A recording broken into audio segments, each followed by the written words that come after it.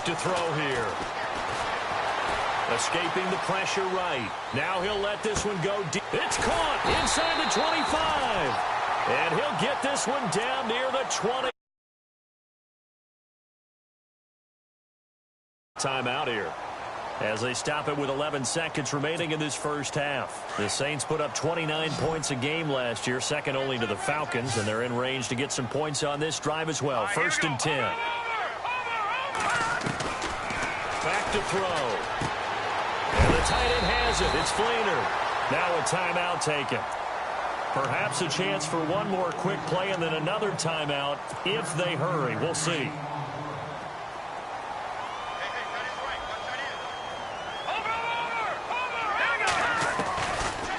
To throw again. And he fires one that's intercepted. Picked off here by Jimmy Smith. He's at the 50, the 30, the 20, 10, and he will bring this back. It's a pick six and a Raven touchdown.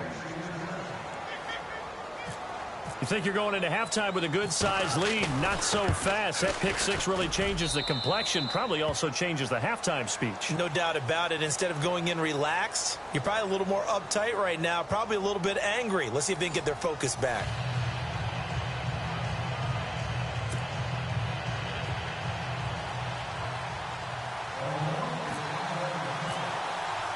Both teams appear ready for the fight ahead, and we resume action here in quarter number 3. This will be taken to the back of the end zone. And no thought to bring this one out. He'll just go down to a knee, and they'll take over at the 25. Out come the Saints now. They'll go on offense first here to begin the third quarter. They have the lead. Now they'll be looking for some separation here as we begin the third quarter. I like the way you termed that because now I think they go a little bit deeper into their playbook. They like what they did in the first half. That worked okay. But in order to get the separation that you just talked about, change things up a little bit. Change your tendencies. Try and hit them a little bit more with some things they didn't see in the first half. Let's see if they do just that. So they complete the pass, and now they face a second down.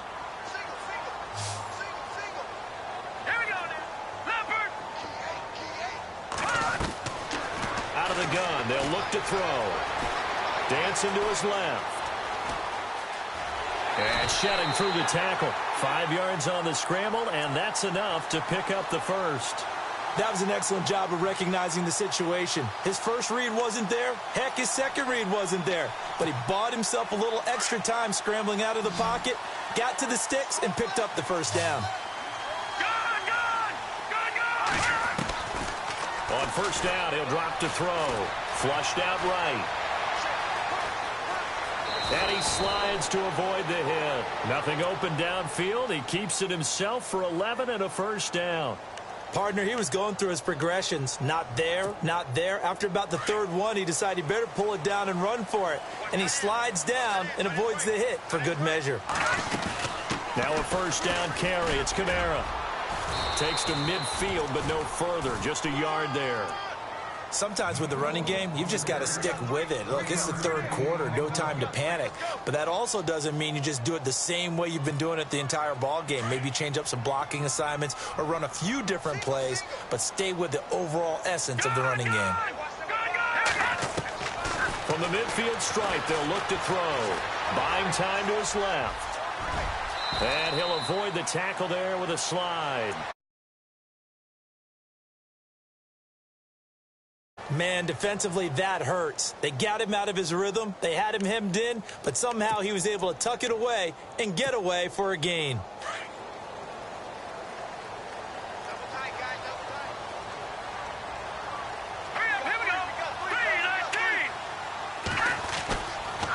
Trying the left side with Kamara.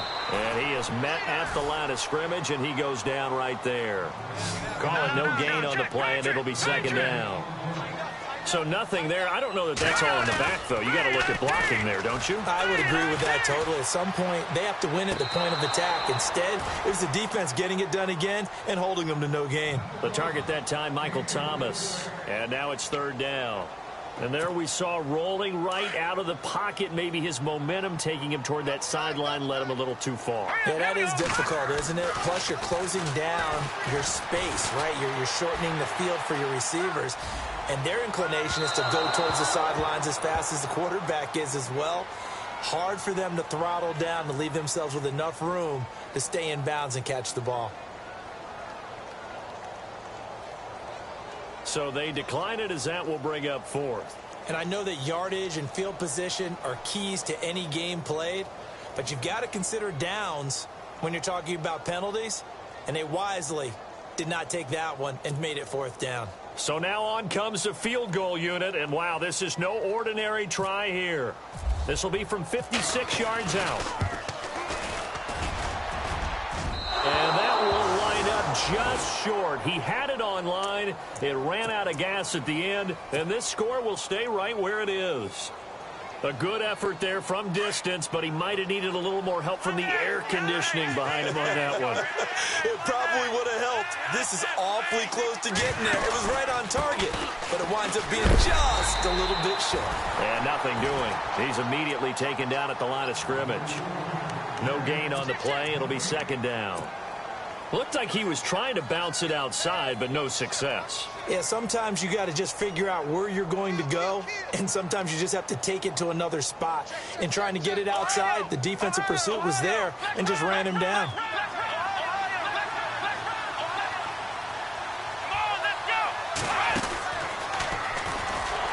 And he'll lose yardage on the play back at the 45-yard line. It'll be a loss of a yard, and it'll be 3rd and 10 now. And yet again, this run game just continues to be completely shut off. Completely stymied. I mean, they're trying to get some consistency, trying to find places to roam. They just haven't been there throughout this game. Now this time he'll look to throw.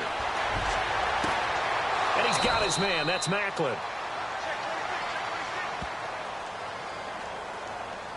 So a decent gain, but all for naught on the penalty. It's too bad, isn't it? They were feeling pretty good about it. The only people celebrating, the guys who just gave up that play.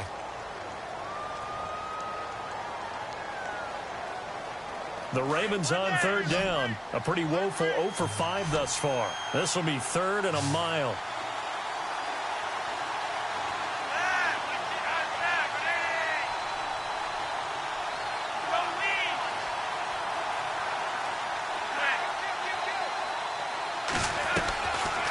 They'll run it now out of the gun. And he'll get up to the 43-yard line. Give him 8 yards on the carry, and that's going to bring up 4th down. But once again, a good example of situational football. That was 3rd and very long, so you know they were guarding against the pass. And when they decided to run the ball, that was okay. Whatever yardage they picked up, as long as they didn't get to the first down marker, the defense was willing to concede, and they stopped them well short of a first down. And they won't risk defending a return here. That one's out of bounds, and it'll be spotted at the 14-yard line. And now the Saints get set to trot out there. Last time out, they had that long 50-plus yard field goal that they missed. And I'm sure on their sideline they're thinking to themselves, okay, do we still want to try one if we're in that position again? And I would dare say that the answer would be yes. They're going to have a lot of confidence in their kicker. But just to be on the safe... And now nothing but green ahead of him. Past the 20. Touchdown, New Orleans. Kobe Fleener, his first touchdown on the year. And the Saints add on to their lead. When they drew that up, I don't think they envisioned it ending in a house call, but he got it and took it all the way home. Really impressive run after the catch, wasn't it? That was really special by him. But let's face it, in today's NFL, those tight ends are often former wide receivers or maybe even sometimes bigger running backs. They just put them in a position to get a great matchup and make plays like that. And he'll be knocked down sideways. And now Baltimore gets set to take the field. And right now these guys, they're shuffling a little bit, maybe doubting, because 3 straight drives have ended with them punting the football away. Yeah, so you start pointing fingers at each other a little bit, asking a lot of questions. What are you seeing? What are you getting? Maybe trying to narrow down your playbook a little bit and maybe get simpler rather than more complex in order to try and fashion together a drive.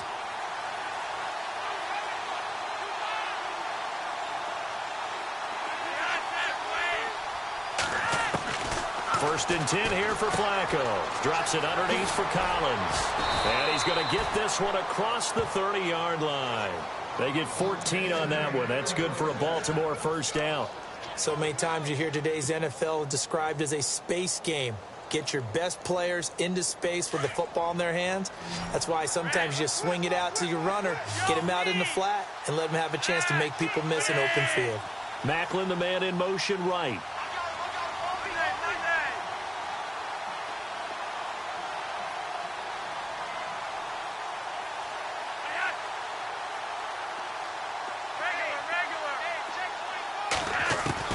On first down, Flacco.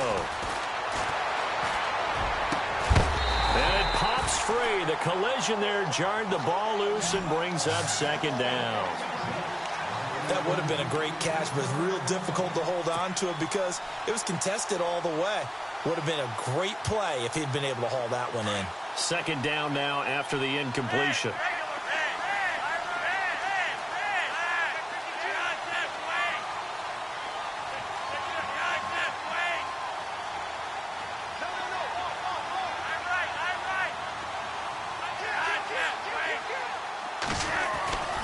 To pass, Flacco. And his throw is incomplete. Brandon, it looked like he had his hands on it for a moment, but let's face it, that was going to be a tough catch all the way because of the presence of the defense right there as he was trying to haul it in. Yeah, nice job to force the incompletion. The Ravens on third down. They're struggling. 0 for 6 thus far. This is 3rd and 10.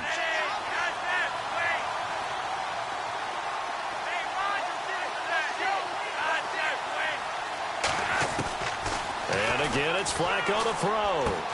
That is caught. It's Perriman. And he's finally taken down, but not before getting across midfield and across the 45-yard line. And they're able to convert on third with a solid gain of 23.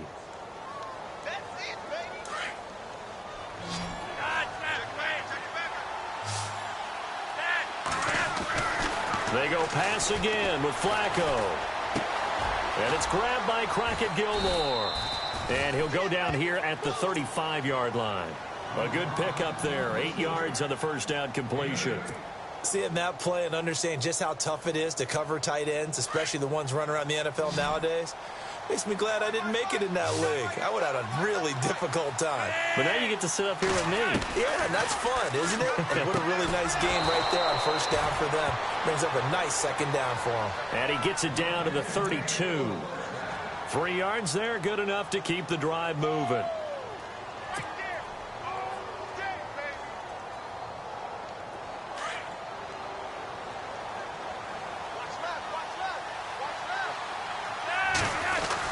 Here's a first down run with Collins.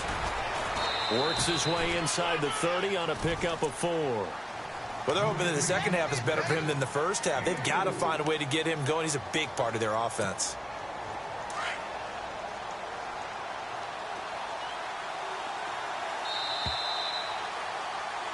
Back now here live in New Orleans.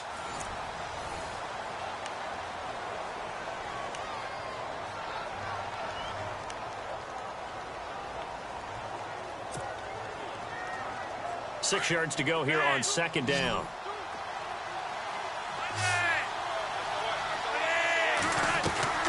Flacco. And a quick throw here, that's complete. And he'll be a little shy of the 25 here at the 26-yard line. That throw good for only a couple. It brings up third down. The goal of a wide receiver screen is get enough blockers in front to create a wall and let him pick his spot to run the football. How about the defense there, swarming to it and not allowing that to happen? Did not let him get downfield. And he will have a first down at about the 21-yard line. They get 5 out of that one, and it moves the chains. Now, this will be the 9th play on this drive.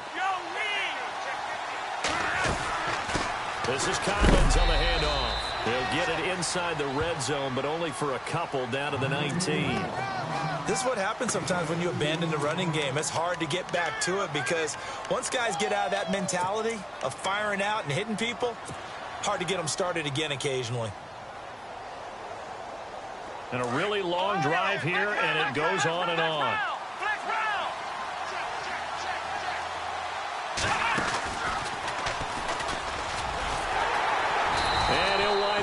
losing yardage here back at the 21-yard line. He lost 2 there, and it's 3rd down.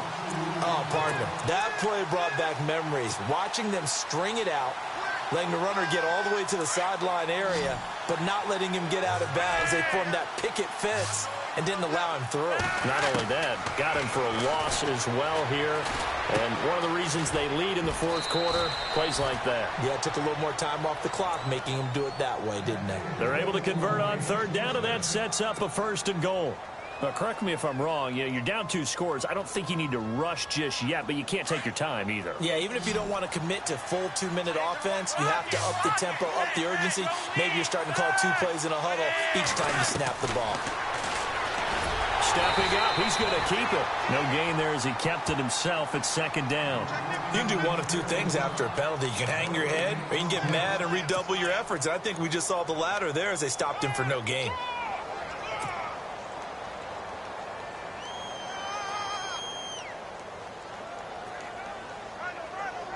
And this seemingly endless drive continues. From the 4, it's 2nd and goal. Now Collins. And he'll get this one back to the 5-yard line, but no further than that. No gain on the play there. They're going to need to come up with something better here on 3rd and goal.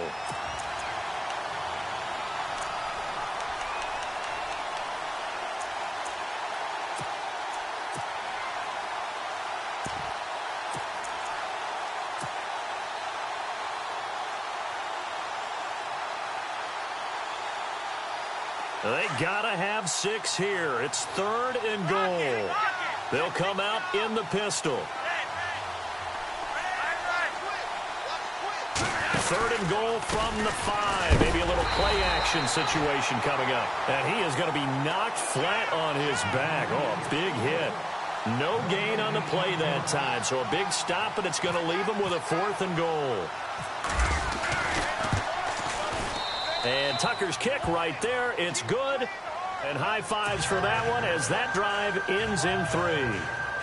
All right, so you needed 2 scores to get back in the game. The field goal then maybe not exactly what they wanted, but it's a necessary first step. Still plenty of time remaining, but you could really use a stop defensively after the kickoff, preferably a 3 and out. And the decision to bring it out, a good one, as he's up a yard or 2 shy of the 30. Out onto the field comes New Orleans. And last time the formula was pretty simple. 1 play drive, long pass. That maybe they just want to do that again, right? And that's exactly how you want to draw things up. Whether it's on your grease board, right, in your playbook, 1 play drive is exactly what you want on offense. What they have to be careful of is not having a letdown. It was real easy last time. They can't expect that going forward. Yeah, we'll see if it's that easy here. They'll come out throwing here on 1st down. Being chased out left. And he is out of bounds on the other side of midfield. A really nice gain of 25 yards. Well, it may seem a little unorthodox to some people. Got the lead, 4th quarter, yet he's still firing away. I think he believes that's the best way to go ahead and win the game. Yeah, a lot of coaches say, let's just run the football, be conservative. He's sticking to his game plan. No, that is his game, and that's what they're going to ride.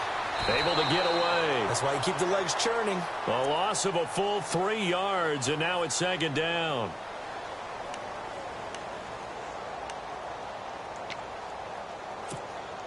And the defense in desperate need of a stop. They have to get off the field and get the ball back to their offense if they want a chance. Now a shotgun snap as they'll look to throw. Throw left side, complete to Cup. And he'll be taken down, but not before getting this inside the 30. A good pickup there, a 22. Back to throw now on 1st down. Throw left side, taken in by Hill. And he'll be a couple yards shy of the red zone here at the 22-yard line. 5 yards on the catch there, brings up 2nd down. So they're leading. They have possession of the football, and certainly this is where they just want to milk the clock. They'll look to throw. Flush to his right. Going to throw deep for the end zone. So the long attempt falls innocently to the ground, and it brings up 3rd. Those throwing windows get a lot tighter near the end zone, don't they? And here's the thing. You already probably have 3 points in your hip pocket. You force a throw here and give up an interception, you come away with nothing. Especially tough in the middle third of the field where he threw that one.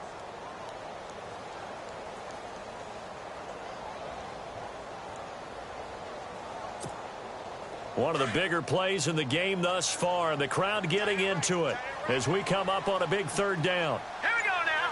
Ooh, line it. Looks like the defense in press coverage here. They're going to look to throw. Forced out to his left. Now look at this. They get the turnover they needed. It's intercepted.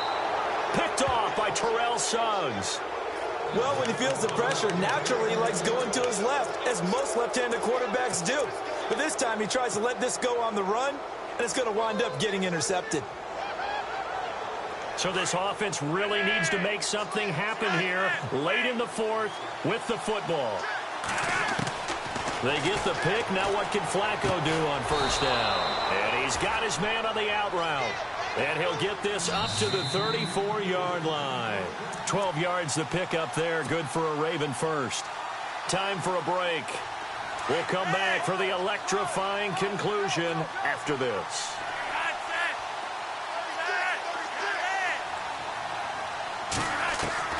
They look to throw on 1st and 10 with Flacco. That's into the hands of Wallace over the middle. 7 yards the pickup on the pitch and catch. Flacco, a veteran in these situations, hurrying his guys up. One thing I can say pretty safely, that route is not called if you don't have a guy who can throw the ball and put some mustard on it. Because if you're going to lollipop it in the middle of the field, bad things usually happen. It takes a strong-arm guy who can rifle it in there, and they were able to successfully complete that one. They'll look to throw. Throw right side taken in by Wallace. And brought down, but not before they're inside the 25. Back-to-back nice plays. 12 yards that time and a first down.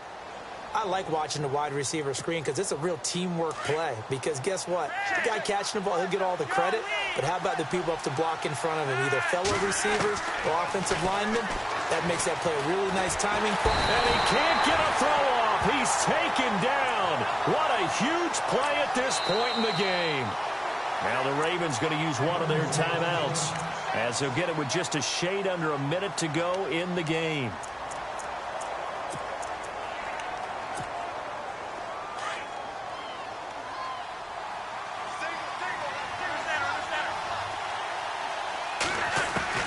He's back to throw.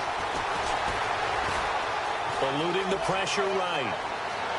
And he's going to be out of bounds down inside the 20. Pretty nice gain on the scramble. Gets him 12 yards. Partner was a definite passing down, but he was able to leak out and pick up some good yardage, even though the coverage was excellent. Maybe it's not exactly how they drew it up, but he still got a big chunk of yardage on 2nd down. And nearly intercepted there. That would have been ball game if he had clinched it and caught it. Instead, it gives him one more chance here on 4th down.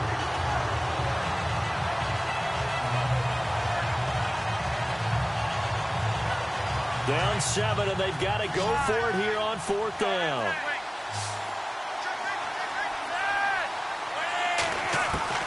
Back to throw. Oh, look over the middle, and he's got Perriman. He didn't get the touchdown, but he did get the first down as he's tackled at the 1. The decision to go for it pays off, and now they're set up 1st and goal.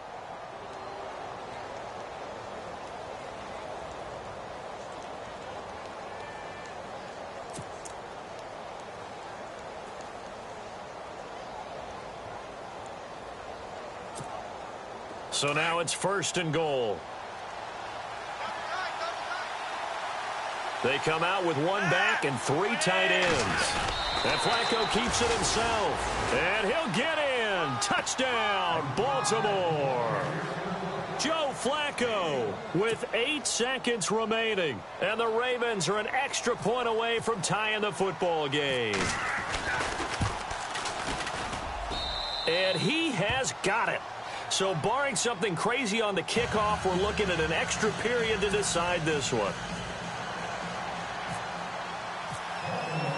So here comes the kickoff now, all even here in this 4th quarter. And this will be a touchback as that sails over the end line. Back out onto the field now comes the New Orleans offense. They have a little bit of time here to get into field goal range. Not much. In a tie game, you don't want to do anything crazy, right? I agree with you on that one. Risk-reward, okay? If you go for it, what is the absolute reward on this? But the risk is probably greater. Run the clock out, get to overtime, and try and win it there. All right, we'll see if they do just that. And we will get a timeout with 2 ticks left. In order for a screen pass to break big, a lot of things have to come together and be well executed, but all it takes is one small thing to go wrong and keep it from being a big game.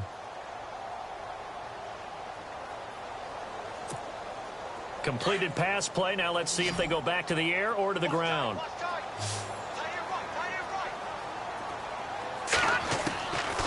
Back to throw. And the Raven pressure too much. Down he goes. It's a little teaching moment here. Overtime rules. Remind us how this goes, partner. Okay, so in the past, we had sudden death. First team to score wins, but no longer. Now, if the team receives the ball, scores a touchdown, they win the game. If they kick a field goal, though, or don't score, the other team gets a possession. And after both teams get a possession, then we're into sudden death. First team to score wins the game. This will be taken to the back of the end zone. And no thought to bring this one out. He'll just go down to a knee, and they'll take over at the 25. Now the Saints offense, they get ready to go back to work here. They control their own destiny here. They have the football in overtime. Obviously, a touchdown would win it. And I think teams around the league are still adjusting to the idea of going downfield, scoring a touchdown wins the game, because they were used to just going downfield and trying to get in field goal range to win a game. Still having to make that transition. Let's face it now, the ones who are doing it best.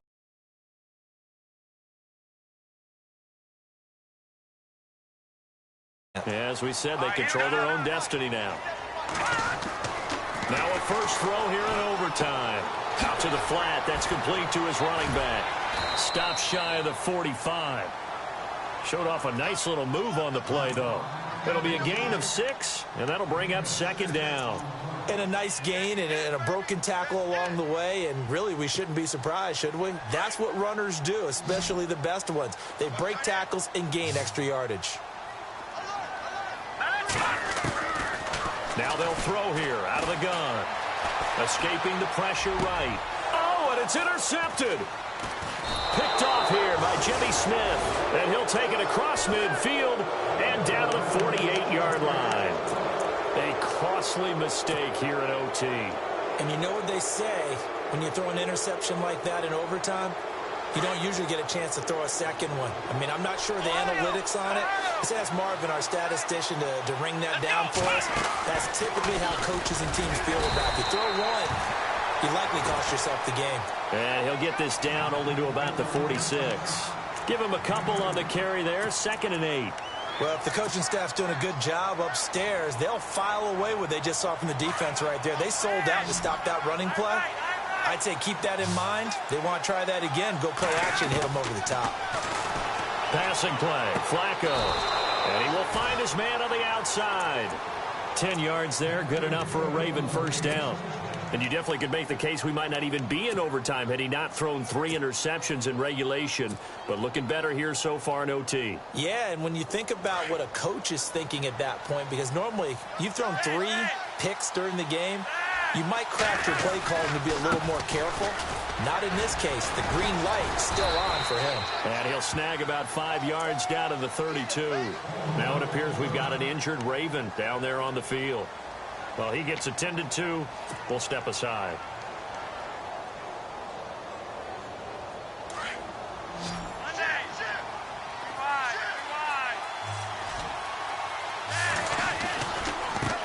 This is Wentz.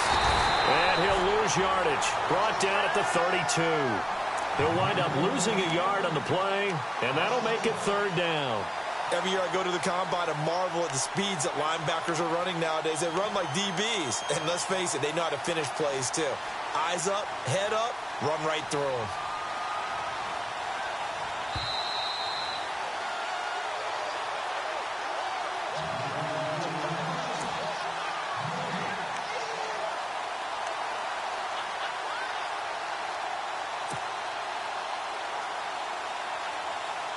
The Ravens on third down. They've had a lot of chances, but not much success, converting only 3 times. This will be 3rd and 6. On the ground, it's West again. That'll make it 4th down after a loss of 1. Now, that play was doomed right from the start. They just about ran into every defender on that one, didn't he? It felt like everyone got a piece of that tackle. So here we go. Maybe the biggest kick of the game forthcoming. From the left hash, it's an even 50-yard attempt.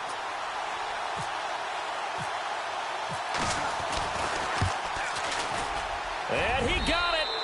The kick is good. In overtime, he's able to split the uprights.